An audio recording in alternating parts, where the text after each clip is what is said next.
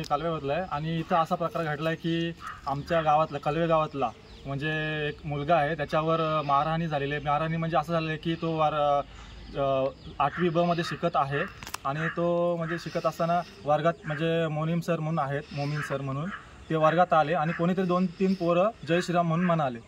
त्याला समजून त्याच्यावर बेदम मारहाणी झालेली, त्याला बेदम मारलं त्यांनी शिक्षकांनी. आणि ह्यासाठीच कारवाईसाठी आम्ही दादाला बोलवलं, मनसेचे दादा त्यांना बोलवलं आणि त्याला निलंबित करण्याची मागणी केली.